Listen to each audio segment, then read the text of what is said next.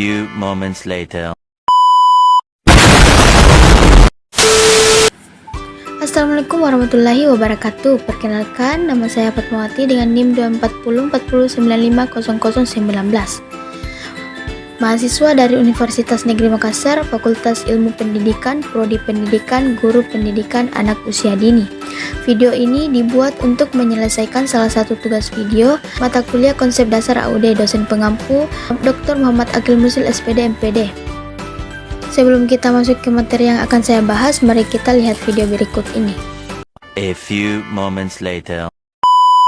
Kita akan membahas mengenai identifikasi anak berkebutuhan khusus. Nah, untuk itu saya akan bertanya, apa yang dimaksud dengan identifikasi anak berkebutuhan khusus? Istilah identifikasi adalah sebuah proses untuk mengenali sesuatu benda atau mengenali seseorang. Secara harfiah, kata identifikasi berarti tanda-tanda atau ciri-ciri. Secara umum, kata identifikasi dapat diartikan sebagai proses untuk mengenali ciri-ciri atau tanda-tanda sesuatu. Mengidentifikasi kemampuan, keterbatasan, dan kebutuhan anak berkebutuhan khusus atau ABK berarti mengenali kemampuan awal ABK, mengenali keterbatasan ABK, dan mengenali kebutuhan ABK. Oke, selanjutnya adalah apa tujuan dari identifikasi anak berkebutuhan khusus tersebut? Saya tahu. Secara umum, tujuan identifikasi anak berkebutuhan khusus adalah untuk menghimpun informasi apakah seorang anak mengalami kelainan atau penyimpangan seperti fisik, intelektual, sosial, emosional, dan lain sebagainya. Melalui proses identifikasi, kita dapat mengetahui sejumlah informasi berkenaan dengan karakteristik peserta didik. Baik informasi berkenaan dengan kemampuan maupun hambatan, sekaligus mengetahui kebutuhan yang diperlukan oleh peserta didik yang bersangkutan. Hasil dari identifikasi akan dilanjutkan dengan asesmen, yang hasilnya akan dijadikan dasar untuk penyusunan program pembelajaran sesuai dengan kemampuan dan ketidakmampuannya. Coba sebutkan dan jelaskan tahapan-tahapan apa saja dalam pelaksanaan identifikasi anak berkebutuhan khusus. Baik, akan saya jawab. Pelaksanaan identifikasi melalui beberapa tahapan, antara lain menghimpun data anak, menganalisis dan mengklasifikasi data anak, menyusun data hasil identifikasi, membahas kasus-kasus berdasarkan data hasil identifikasi, melaporkan hasil identifikasi, dan melakukan tindak lanjut hasil identifikasi. Baik, terima kasih atas semua jawaban-jawabannya. Saya senang dengan semua jawaban Anda. Terima kasih.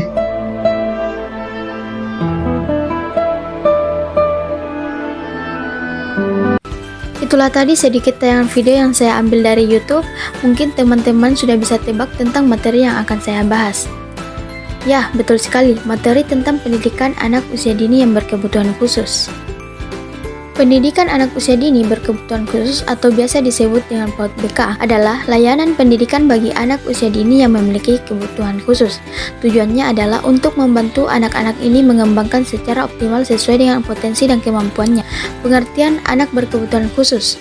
Anak berkebutuhan khusus adalah anak yang memiliki perbedaan signifikan dalam kemampuan baik fisik, intelektual, maupun sosial emosional jika dibandingkan dengan anak seusianya.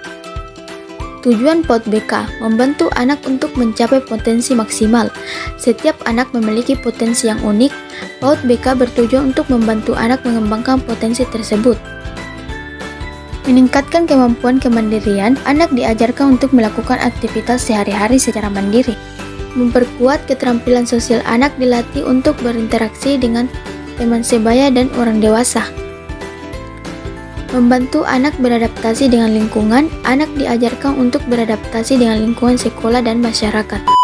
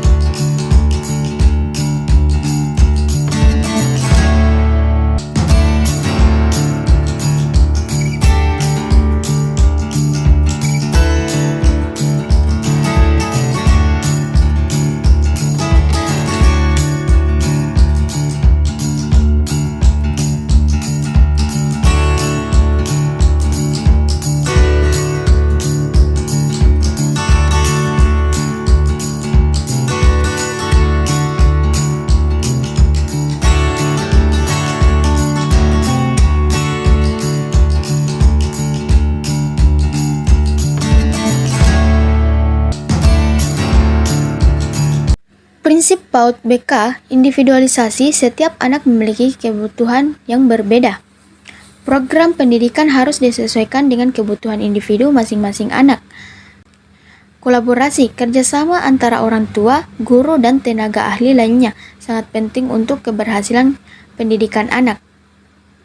Lingkungan yang mendukung, lingkungan belajar harus aman, nyaman, dan mendukung perkembangan anak. Bermain sebagai media pembelajaran, bermain adalah cara alami anak untuk belajar. Oleh karena itu, bermain harus diintegrasikan dalam proses pembelajaran. Aspek yang perlu diperhatikan dalam PAUD BK. Identifikasi dini, semakin dini anak dengan kebutuhan khusus diidentifikasi, semakin cepat pula intervensi dapat dilakukan. Asesmen. Melalui asesmen, guru dapat mengetahui kekuatan dan kelemahan anak sehingga program pendidikan dapat disesuaikan. Kurikulum. Kurikulum harus fleksibel dan dapat disesuaikan dengan kebutuhan anak. Akomodasi. Guru perlu memberikan akomodasi yang sesuai, seperti penggunaan alat bantu, modifikasi tugas, atau tambahan waktu. Kolaborasi dengan orang tua. Orang tua memiliki peran yang sangat penting dalam mendukung perkembangan anak.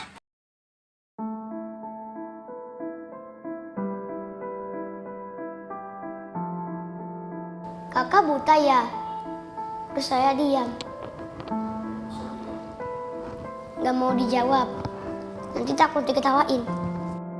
Kalau teman-teman ngatain, ya udah biarin aku lanjut nulis aja gitu. Anak-anak ini mempunyai sensitivitas yang sangat tinggi menurut saya. Seperti perhatian sedikit dia akan merasa GR ya bahasanya ya. Satu kasus ada anak kita yang akhirnya hamil di luar nikah itu dengan tukang bangunan. Ketika ditanya karena sering digodain, hai cewek, mungkin nggak hanya itu ya, karena dia merespon, akhirnya direspon juga oleh tukang bangunan itu, ya akhirnya terjadilah sesuatu hal yang sebenarnya tidak diinginkan, yang hamil di luar nikah.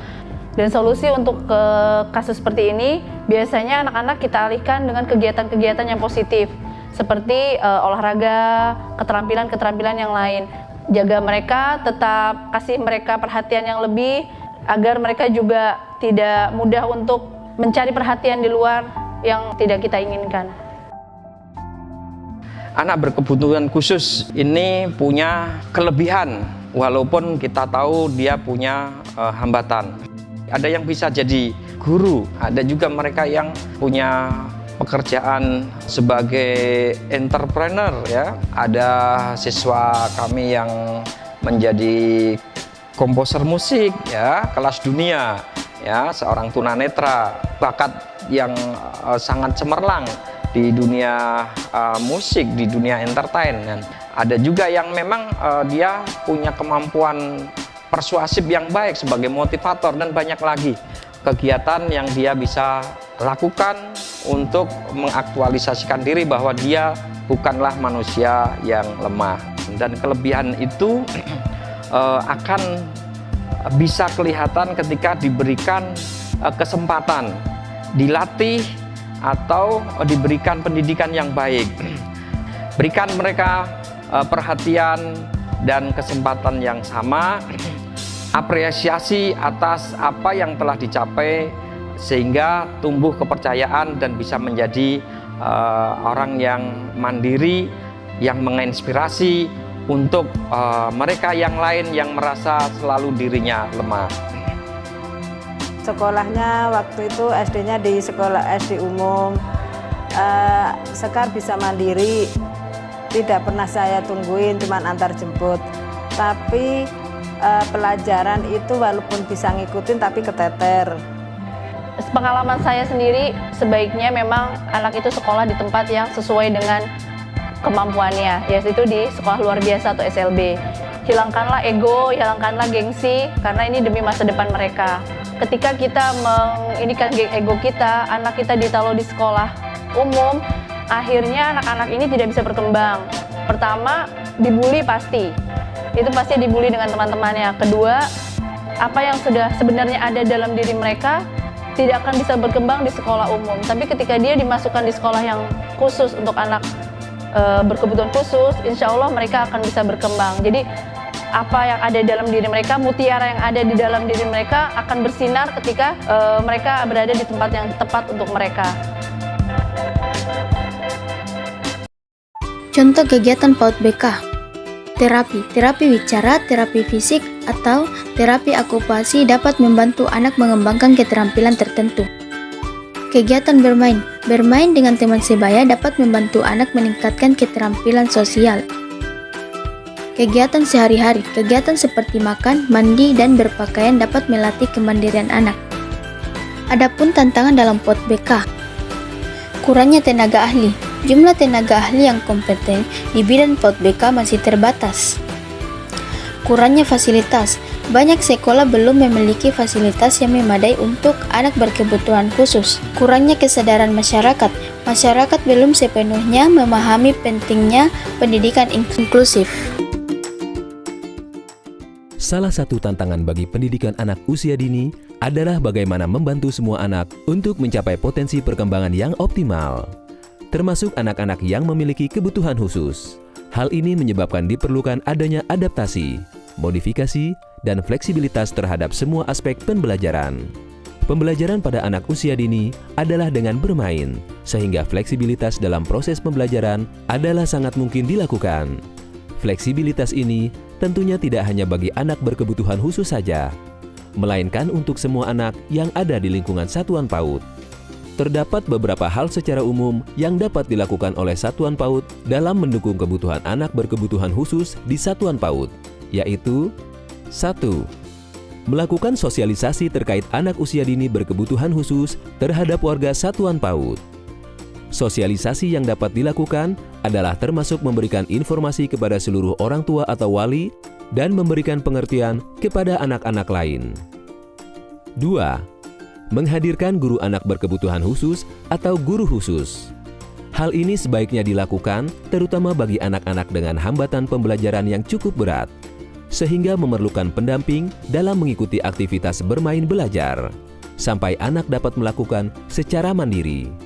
3. Menggunakan media, alat dan bahan yang bersifat konkret serta beragam, sehingga anak dapat menggunakan seluruh inderanya. Menggunakan variasi media, alat dan bahan yang konkret serta sesuai dengan potensi anak, sehingga anak dapat optimal dalam menggunakan seluruh inderanya. 4. Selalu memberikan kesempatan kepada anak untuk terlibat, memilih, bertanya, dan bercerita. Hal ini adalah untuk menumbuhkan rasa percaya diri, motivasi, dan tanggung jawab pada diri anak. 5. Mendorong anak untuk berinteraksi dengan teman sebaya melalui penataan lingkungan bermain. Penataan lingkungan main yang mendorong anak untuk bermain kooperatif dan kolaboratif akan membuat anak berinteraksi dengan teman sebaya secara lebih natural dan alamiah. 6. Menyiapkan area tenang bagi anak. Hal ini berguna bagi anak yang cenderung mengalami rangsang berlebih pada inderanya. Area tenang memungkinkan anak untuk menenangkan diri dan melakukan aktivitas sendiri secara nyaman apabila diperlukan. 7. Membangun rutinitas yang dapat diprediksi oleh anak. Rutinitas harian memudahkan anak untuk melakukan transisi antar aktivitas harian. Jadwal kegiatan merupakan salah satu hal yang sangat penting untuk dimiliki di ruang bermain belajar. 8. Selalu melibatkan orang tua dalam memberikan dukungan bagi anak.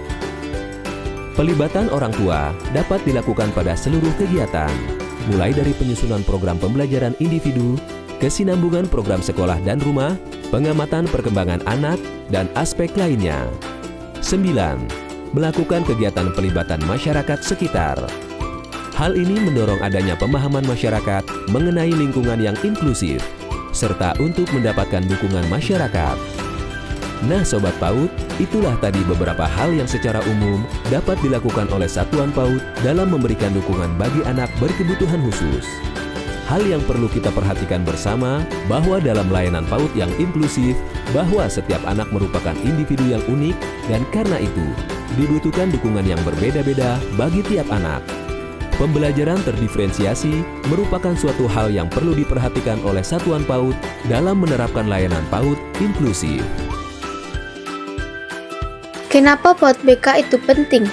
Karena PAUD BK memberikan kesempatan bagi anak berkebutuhan khusus untuk belajar dan berkembang bersama teman sebaya. Hal ini dapat meningkatkan kualitas hidup anak dan mempersiapkan mereka untuk masa depan yang lebih baik. Adapun beberapa tokoh yang inspiratif yang memiliki kebutuhan khusus dan telah mencapai prestasi yang luar biasa. Beberapa di antaranya adalah ada Putri Ardiani, penyanyi muda berbakat dengan suara merdu yang berhasil memukau dunia. Pandi Surya Sahitati, putra dari pasangan artis Dewi Yull dan Ray Sahitati yang merupakan penyandang tunarungu namun berhasil berkarir di dunia kreatif. Angki Yudhistia, seorang pengusaha sosial yang aktif menyuarakan hak-hak penyandang disabilitas. Oscar Wiradumpas, penyandang autisme yang berhasil menyelesaikan studi S1 di bidang pendidikan bahasa Inggris. Thomas Andika, anak dengan autisme yang memiliki bakat luar biasa dalam membuat origami. Demikianlah yang dapat saya sampaikan. Sampai jumpa di materi selanjutnya. See you next time. A few moments later.